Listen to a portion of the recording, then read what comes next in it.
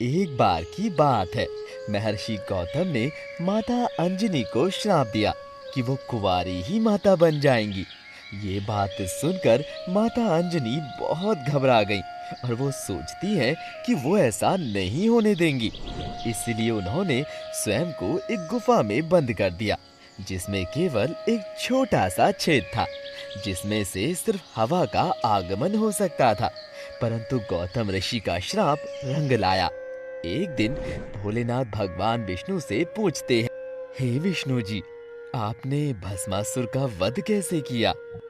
प्रभु, मैंने मोहिनी रूप धारण करके उसे मोहित कर लिया था। ये सुनकर भोलेनाथ मोहिनी रूप को देखने के लिए जिद करने लगे। तब विष्णु जी ने मोहिनी रूप धारण कर लिया। उस रूप को देखकर भोलेनाथ उस पर मोहित हो गए और भोले बिंदु दूर हो गए।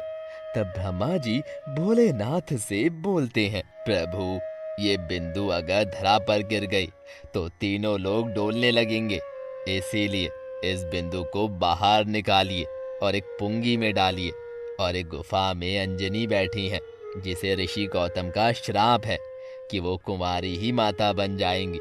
इसीलिए इस बिंदु को पवन के जरिए उनके कान में डाल दीजिए। फिर भोलेनाथ और पवन देव गुफा के पास आते हैं और बातें करते हैं। आवाज सुनकर अंजनी उस छेद के पास आकर बात सुनती है और बोलती है, कौन कौन है बाहर? अंजनी, मैं हूँ भोलेनाथ। मैं तुम्हें एक मंत्र देने आया हूँ। पास आओ और छेद में कान लगाओ। फिर भोलेनाथ ने बिंदु को अंजनी के कान में फूंक दिया। तब माता अंजनी बोलती हैं, हे भोलेनाथ, ये आपने क्या किया? अंजनी, घबराओ मत। तुमको गौतम ऋषि का श्राप था और चिंता की कोई बात नहीं है। तुम्हारा कौमार्य भी भंग नहीं होगा और ये बालक बड़ा तेजस्वी और बलवान होगा। ऐसे फिर माता अंजनी के गर्भ में हनुमान जी पले। फिर हनुमान जी ने जन्म लिया और सुंदर वानर मुख और तेजस्वी पुत्र माता अंजनी को प्राप्त हुआ। वो भोलेनाथ के अंश थे, इसलिए भोले अवतार कहलाए और पवन के जरिए लाए गए थे, इसीलिए पवन पुत्र भी कहलाए।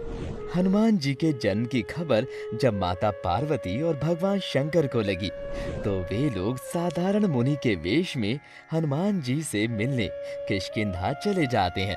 वहां माता अंजनी उनका स्वागत करती हैं। फिर भगवान शंकर और माता पार्वती हनुमान को आशीर्वाद देते हैं और कहते हैं, अंजनी, तुम्हारा पुत्र बहुत ही तेजस्वी और पराक्रमी होगा। ये संसार का कल्याण करेगा। इतना कहकर वो दोनों लोग वहां से चले जाते हैं।